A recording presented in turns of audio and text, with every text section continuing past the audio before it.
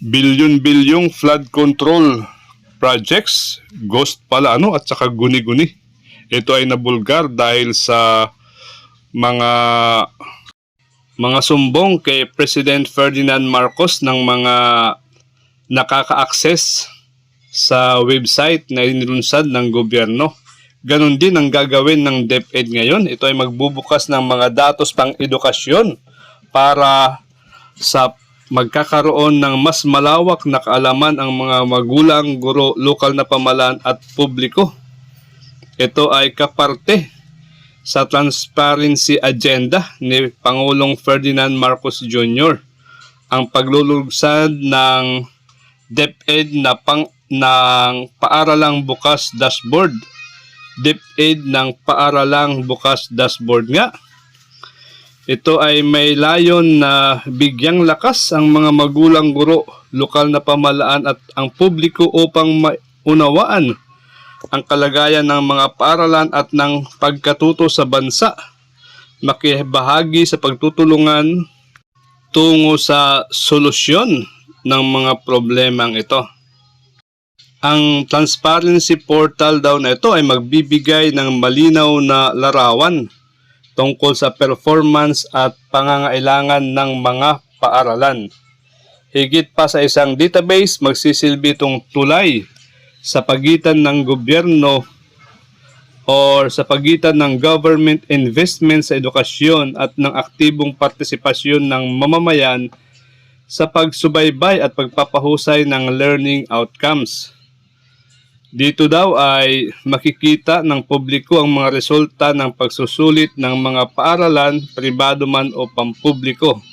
Kabilang na dito yung Early Language Literacy and Numeracy Assessment at ang National Achievement Test para sa school year 2023 to 2024.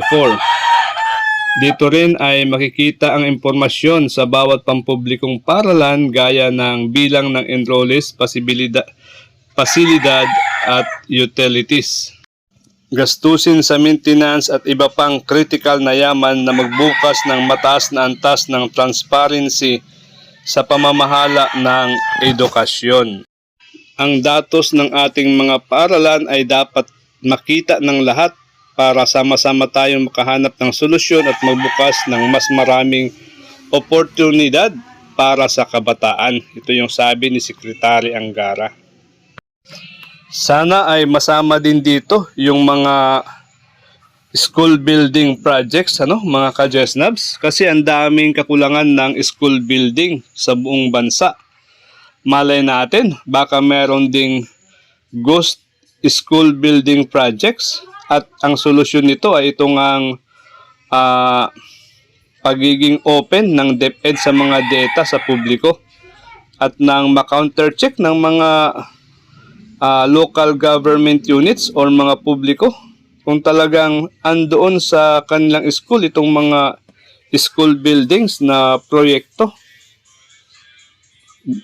Take note, DPWH din ang gumagawa ng mga school building. Nako, baka magkaalaman tayo nito.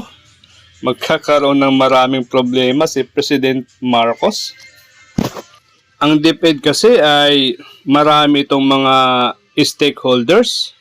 Kaya gamit itong dashboard ay malalaman ng mga stakeholders natin kung paano sila makakatulong sa pagpapahusay ng performance ng mga schools.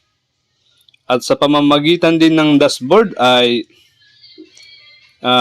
in-encourage nito ang transparency pati yung collaboration among various stakeholders, reflecting our vision to be more responsive to the needs of the education sector.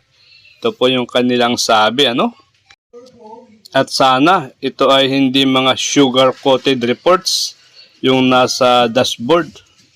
Ayun lang po ang hiling natin para maging magpakatotoo. Magpakatotoo po tayo mga ka-DepEd kung ano yung nasa dashboard. Sana po ito ay totoo at talagang makakatulong sa publiko at saka sa education sector. Okay guys, hanggang dito na lang. Thank you for having me. Bye-bye!